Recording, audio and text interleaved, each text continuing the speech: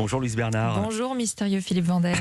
Bonjour Antoine Janton. Bonjour Philippe, salut à tous. Là ce n'est pas mystérieux, au sommaire de votre journal des médias. Une information culture média, le lancement d'un magazine porté par un animateur très populaire, opération transparence pour l'info de France Télévisions, et puis une programmation spéciale pour les 100 ans de la radio. Vous le disiez il y a quelques instants Philippe, la fête de la radio c'est cette semaine. Mais d'abord les audiences avec vous Louise, qu'ont regardé les Français hier soir. Alors, TF1 était largement leader avec le film Retour chez ma mère. C'était pourtant une rediffusion et ça a attiré 6 200 000 téléspectateurs.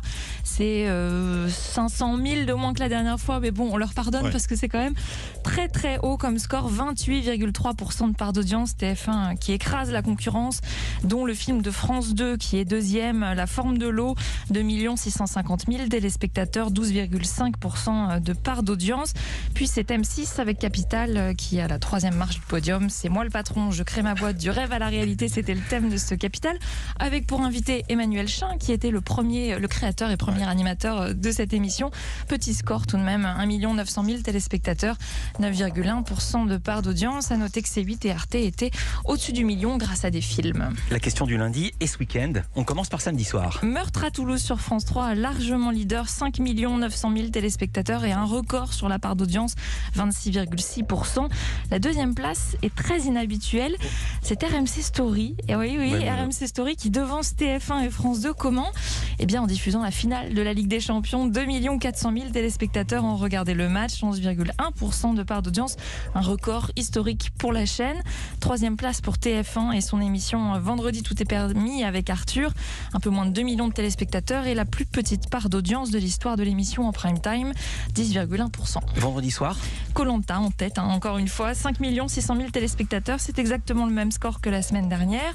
Ensuite c'est Astrid et Raphaël, la série de France 2 qui ne démérite pas, 4 800 000 téléspectateurs, presque autant que pour le lancement de cette saison 2 la semaine précédente. Et puis dernière marche du podium pour M6 avec la série américaine Bull, 1 750 000 téléspectateurs.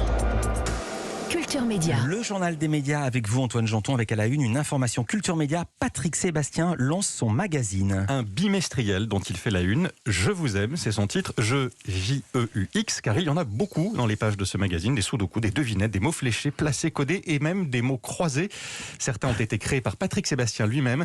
Un passe-temps qu'il adore, c'est ce qu'il nous a expliqué. Il y a une chose contre laquelle j'ai toujours lutté, c'est les a priori.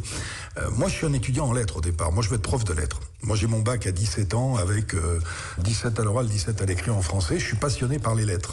Mes maîtres à penser, c'est des gens qui aiment les mots. C'est Audiard, c'est Zola, c'est toutes ces choses-là. Donc, je suis fasciné par les mots et j'adore jouer avec les mots. Dans mes définitions de mots croisés, les mots sont pas compliqués. C'est pas des mots savants, mais c'est les définitions qui le sont. Je suis assez fier. Je viens d'en trouver une là il y a 2 jours qui est pas dans les trucs, mais que j'aime bien. La définition, c'est barrière de corail avec un C majuscule à corail, et la solution, c'est passage à niveau. Voilà, corail comme les trains corail, vous l'aviez, j'en suis sûr, mais il n'y a pas que les jeux dans ce nouveau magazine dont Patrick Sébastien est aussi le rédacteur en chef.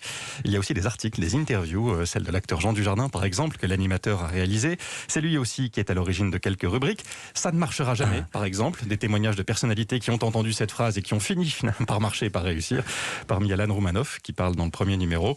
Il y a aussi une rubrique sur le bien-être, une autre sur la résilience. Patrick Sébastien veut ainsi faire passer des messages optimistes et des messages d'espoir, des valeurs qui lui sont chères. Je sais que dans ce pays, il y a énormément de gens qui ont ces mêmes valeurs, mais on les entend pas. Ils n'ont pas droit à la parole, ceux-là. Ceux qui ont le droit à la parole à la télé, c'est les clashs, les machins, les bagarres, les leçons, les soyez comme ça, attention, faire peur aux gens. Moi, je veux pas leur faire peur. C'est le contraire. Je veux leur dire, regardez bien, la vie comme elle est compliquée, elle est chiante, il y a plein de trucs, mais si on est dans la générosité, si on est dans la bienveillance, on s'en sort 10 fois mieux que les autres. Donc tout ça, c'est un magazine de résistance par rapport à l'air ambiant, apaisant. C'est un remède. Je vous aime, édité par CMI, le groupe qui édite notamment un autre magazine incarné, S, le magazine de Sophie Davant, dont on a parlé ici. Il sera disponible dans 2 semaines et demie, le 17 juin. Patrick Sébastien, qui a par ailleurs d'autres projets, il écrit une série et prépare un nouvel album. Il doit aussi remonter sur scène dans les mois qui viennent.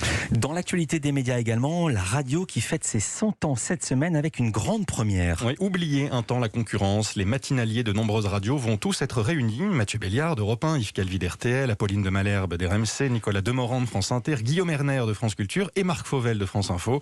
L'occasion de raconter aux auditeurs les coulisses de leur métier, des anecdotes et des souvenirs autour de la radio. Ce sera diffusé sur le web et puis sur l'antenne de France Info à 7h40 demain matin. Et ne ratez pas Culture Média jeudi. Ici aussi, il y aura une grande première au sujet de la radio. Opération transparence pour France Télévisions avec un nouveau dispositif lancé aujourd'hui. Il est baptisé Nos Sources. Il va nous permettre d'avoir accès aux sources utilisées par les journalistes du service public, celles dont ils se sont servis pour réaliser leurs reportages et leurs enquêtes dans les journaux et les magazines d'information. Des études, des chiffres, des sondages, des références à des livres ou à des articles. En revanche, il ne s'agit pas de donner le nom de celles et ceux qui ont pu les informer, parfois sur des sujets sensibles. Ceux-là sont et resteront protégés. Toutes ces informations sont consultables sur le site franceinfo.fr. Et c'est un test grâce à un QR code qui apparaîtra à l'écran dans les JT régionaux de France 3 dans un premier temps. Un QR code à scanner avec son téléphone portable. L'une des premières éditions concernées par ce nouveau dispositif, ce sera le JT de 13h de France 2 de Julien Bugier. Julien Bugier qui annonce travailler sur une grande émission de débat citoyen en vue de la présidentielle et qui ne sera plus sur l'antenne d'Europe 1 la saison prochaine. Il le dit aux Parisiens ce matin. On le salue. Exactement, on le salue Julien. Et puis pour terminer, la mort d'un des plus célèbres sourires de la télévision. Gavin MacLeod, alias Capitaine Merrill Stubbing, le capitaine charmeur du Pacific Princess, le paquebot de la croisière s'amuse, l'une des séries les plus populaires des années 70 et 80. Elle a duré 10 ans, de 77 à 87. Gavin MacLeod, qui avait joué aussi de nombreux seconds rôles au cinéma, s'est éteint ce week-end. Il avait 90 ans. Toutes ces infos, vous pouvez les retrouver avec d'autres dans la newsletter média d'Europe 1 gratuite. Inscription sur europe1.fr. Merci beaucoup Antoine Janton, merci Luce Bernard. On vous retrouve demain pour un nouveau journal des médias et les audiences.